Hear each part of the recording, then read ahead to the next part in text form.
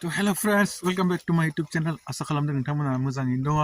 आङो दिनै सानसेयावनो मोननै भिडिअ खालामदों। जानो हागौ आं बे भिडिअखौ अखानायै आपल'ड खालामना होदों। आं बिनि सिगाङाव आङो दिनैनि दिनाव आं भिडिअ खालामनायखौ दिनैनो गारदों। थ' नैबे भिडिअआ गाबोन फुङाव दायो फुं जाबाय जानो हागौ। थ' आसा खालामदों नोंथांमोना मोजाङैनो दङ। थ' नायलांबाय थादो दायो जोङो थांनो नागिरदों सासे इउटुबारनि न'खराव। ज' लोगोजों लोगोसे आंखौ कल खालामना सोंहरनायखाय आंबो थांनो थाखाय रेडि जाबाय। थ' नोंथांमोना नायलांनो सानदों सोरनियाव थाङो। थ' चालौ नोंथांमोननि थाखाय साबस्क्राइब नोंथांमोना बिथांमोनखौ मिथिखागौ जानो हागौ। थ' नायलांबाय थादो।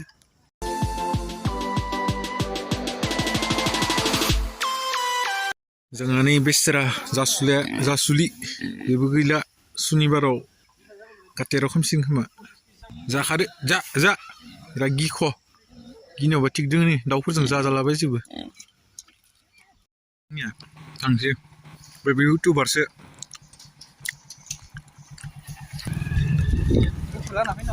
गुफुर गानना फैबालाय ड्रेसखौ नै जा कमप्लेन होदों गुफुर गानना फैनानै लेथ्रा नांदों गिनाया। थांगासिनो लामायाथ' जाथारखाया खाथ्रासो। गाइस मोनहैयाखै दाबो जा गोजांलांबायसो मोनालांबाय। जेकेट गानना फैखादो आरो बेयावथ' मा जागोन मिथिला दा फैफिनायाव खाथिनो। जायगायावथ' मोनफैबाय जों मोनफैनाया मोनहां जादोंसै। थ' नायलांबाय थादो दसेबाव मोनफैबाय जोङो जायगायाव।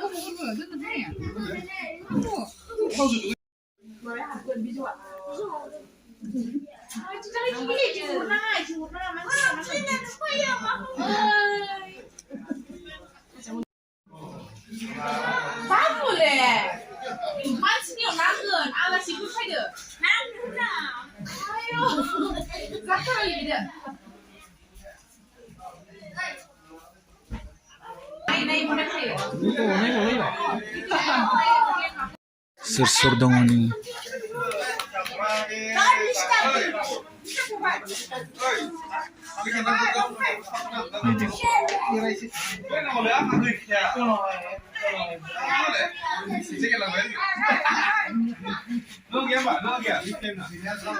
बिथिजों सोर दं नै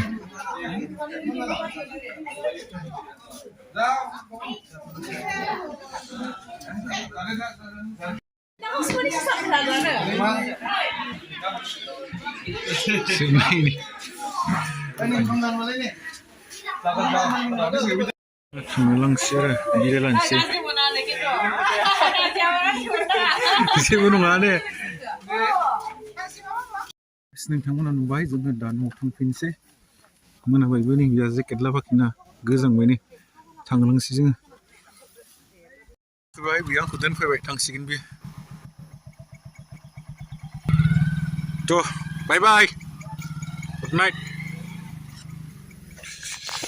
थ' गाइस न' मोनफैबाय नै हरदों बियो बिफानि गोरबोखुंगुरनि बिफानि लाइफ स्ट'रिनि सोमोन्दै एसे जिउ जारिमिन लिरनाय दङ। थ' नोंथांमोना भिडिअखौ नायनानै बोरै मोनखो?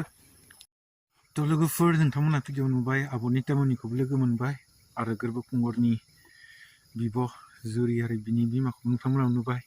थ' आङो गोरबोखुंगुर आदानि लिंकखौ इउटुब चेनेलनि लिंकखौबो डिसक्रिपसनाव होगोन आरो जे लोगोजों आं थांफादोंमोन बिनि लिंकखौबो बिहाबो इउटुब दङ चेनेल बिनि लिंकखौबो आं होनानै होगोन।